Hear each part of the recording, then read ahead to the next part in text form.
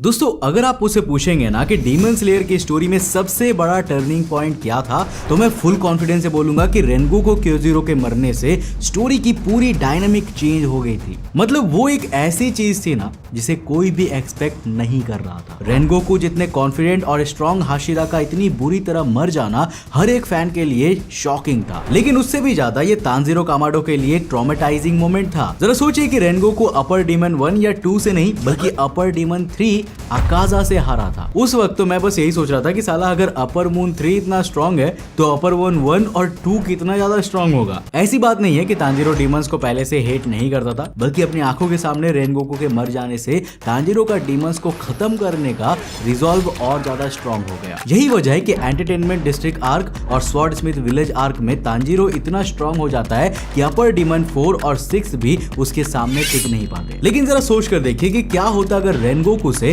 कोई दूसरा अपर डीमन लड़ा होता तो, या उससे भी बेटर अगर रेनगोकू मरा ही नहीं होता तो। क्या तांजीरो आज जितना स्ट्रॉन्ग है उतना ही स्ट्रॉन्ग बन पाता? क्या तब रेनगोकू लिटरली में सभी हाशिरास का बाप बन गया होता? हमने देखा था कि मोजा ने लोअर लेवल डीमंस को उनकी वीकनेस की वजह से एक ही बार में खत्म कर दिया था। अब जरा सोच कर देखिए कि अगर उसे ये पता चलता कि अपर मून 3 मारा गया है तो वो क्या करता? आज के इस वीडियो में हम इसी के बारे में बात करने वाले हैं। तो हेलो गाइस, मैं कौशिक और चलिए शुरू करते हैं एक और नए एपिसोड को।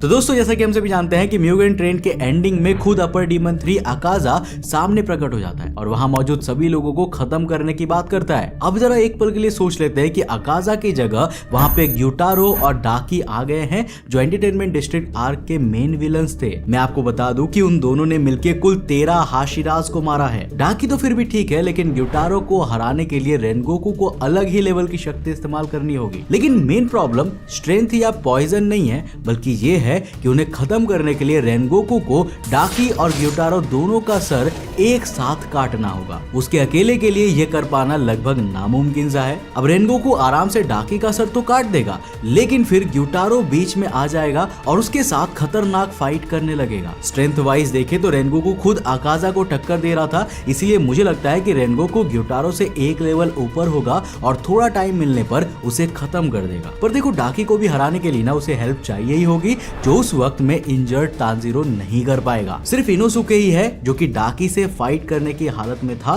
वो कुछ देर के लिए डाकी को रोक के रख लेगा, जिस बीच रेनगोकू ग्यूटारो को हरा सकता है। अब हाई पॉसिबिलिटी है कि रेनगोकू इन दोनों डीमंस को पूरी तरह से खत्म नहीं कर पाएगा, लेकिन ये बात पक्की है कि सूरज निकलते निकलते जिंदा जरूर बच जाता है। अब आगे बढ़ते हैं अपर डीमन 5 ग्योको की तरफ, जिसे स्वॉर्ड स्मिथ विलेज आर्क में अकेले म्यूशिरो ने हरा दिया था। ग्योको एक बहुत ही पावरफुल डीमन है जिसे बहुत जल्दी गुस्सा आ जाता है। हमने देखा था कि अकाजा बार बार रेनगोकू को कन्विंस करने की कोशिश कर रहा था ताकि वो भी डीमन बन जाए, लेकिन ग्योको बिना सोचे समझे रेनगोकू पर हमला कर देगा। सिर्फ इतना ही नहीं, बल्कि ध्यान भटकाने के लिए वो इंसानों पर भी हमला कर देगा। इससे रेनगोकू उसके स्पेशल टेक्निक वाटर प्रिजन में कैद हो सकता है। अब बहुत ज्यादा पॉसिबिलिटी है कि तांजीरो इस सिचुएशन में रेनगोकू को बचा लेगा, लेकिन तब तक ग्योको वहां मौजूद बहुत सारे लोगों को मार देता, यहाँ तक कि इनोसुके और जेनित्सु भी पक्का मारे जाते। अब आगे बढ़ते हैं अपर मून 4 की तरफ। अपर मून 4 एक अलग ही कहानी है। देखो, शुरुआत में ये भले ही बहुत ही वीक और बूढ़ा सा दिखाई देता है,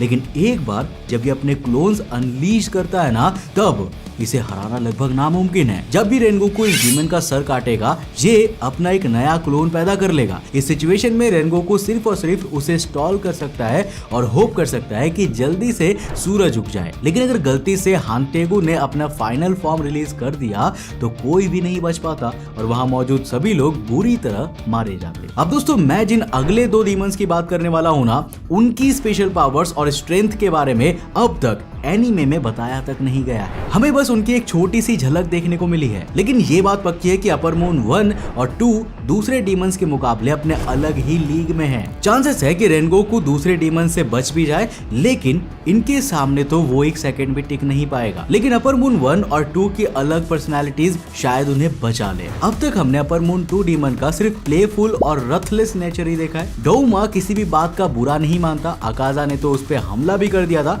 लेकिन तब भी डोउमा हंसते हंसते उसकी बात नकार देता है। शायद उसकी ये पर्सनालिटी रेनगोकू को बचाए रख सकती है। डोउमा रेनगोकू को किसी भी हालत पे सीरियसली लेगा ही नहीं। वैसे तो अकाजा भी शुरुआत में फाइट को सीरियसली नहीं ले रहा था, लेकिन फिर रेनगोकू की पावर्स देखकर उसे थोड़ा सीरियस होना पड़ा। पर डोउमा और अकाजा के बीच का पावर गैप बहुत ही बड़ा है। याद रखिए कि अकाजा ने रेनगोकू को तुरंत इसीलिए नहीं मारा था क्योंकि वो चाहता था रेनगोकू डीमन बने। डोउमा को कोई फर्क नहीं पड़ेगा कि रेनगोकू डीमन बनता है या नहीं बनता, ये बस मजे के लिए वहां मौजूद हर कैरेक्टर को मार देगा, वो भी इतनी बुरी तरीके से ना कि कोई भी सोच नहीं सकता। डोउमा लिटरली में एक साइकोपैथ है, ऐसा समझ लीजिए कि इंसानों को मारना उसकी बहुत बड़ी हॉबी है। अब बात करते हैं सीरीज के सबसे ओवर पावर्ड अपर डीमन 1 की। पता नहीं आपने नोटिस किया होगा या नहीं, पर अपर मून्स और लोअर मून्स डीमंस की रैंकिंग हर वक्त चेंज होती रहती है। कोई डीमन अपने से ऊपर वाले रैंक के डीमन को हराकर उसकी पोजीशन ले सकता था, लेकिन बस अपर डीमन 1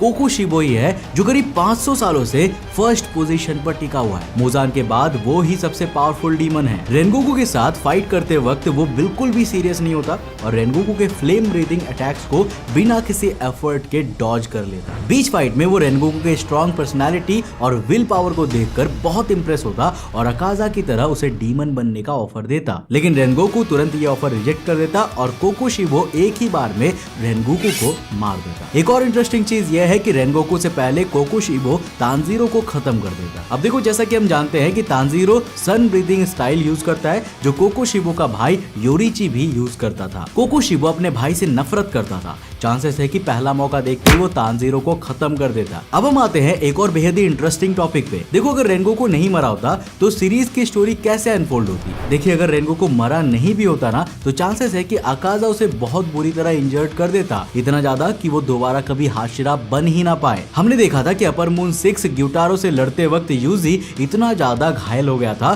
कि उसने तुरंत ही रिटायरमेंट ले ली थी। अब ये बात भी देखने वाली है कि तानजीरो इतनी ज्यादा ट्रेनिंग इसीलिए करता है ताकि वो रेनगोकू की मौत से बदला ले सके। अगर रेनगोकू नहीं मरता तो तानजीरो आज जितना स्ट्रांग है उतना स्ट्रांग कभी बन ही नहीं पाता। अपर डीमन से लड़ना तो छोड़िए, वो उनके सामने खड़ा तक नहीं हो पाता। इसीलिए रेनगोकू को मारना सीरीज के लिए बहुत ज्यादा जरूरी था। एक और पॉसिबिलिटी है कि रेनगोकू अपनी इस फाइट में जीत जाए और उल्टा अकाजा ही मर जाए। अब ये बेहद इंटरेस्टिंग पॉसिबिलिटी है। देखो, अकाजा का मरना मुजान के लिए एक बहुत ही बड़े ब्लो की तरह होता। इस जनरेशन के हाशिराज की स्ट्रेंथ देखकर वो बेहद डर जाता। ऐसा नहीं है कि अकाजा की मौत से उसे दुख होता, बल्कि उसे अपनी जान की ज्यादा परवाह होती। स्वर्डस्मिथ विलेज आर्क में तो 2 अपर डीमंस मारे जाते हैं, लेकिन मुजान को उस बात का थोड़ा सा भी दुख नहीं होता है। वो तो बस खुश था कि उसे सूरज पर काबू करने की पावर्स मिल गई है। अकाजा के मरने पर वो एक तरह से रैम्पेज मोड में चला जाता और अपर मून 1 और 2 को सभी हाशिराज के पीछे भेज देता। इस सिचुएशन में स्टोरी बहुत ही स्कैरी और कॉम्प्लेक्स हो जाती, क्योंकि अब हाशिराज डीमंस को हंट नहीं कर रहे होते, बल्कि डीमंस हाशिराज को हंट कर रहे होते। वैसे आपको क्या लगता है इस सिचुएशन में कौन से हाशिराज बच पाते? मुझे नीचे कमेंट करके जरूर बताना। वैसे यहाँ पर आपका सबसे फेवरेट हाशिरा कौन है? मुझे नीचे कमेंट करके जरूर बताना। मुझे पता है ज्यादातर लोग लव हाशिरा का ही नाम लेंगे। वैसे वीडियो पसंद आया तो लाइक करके जरूर जाना। मैं मिलता हूं आपको नेक्स्ट एपिसोड के साथ, तब तक के लिए बाय, जय हिंद।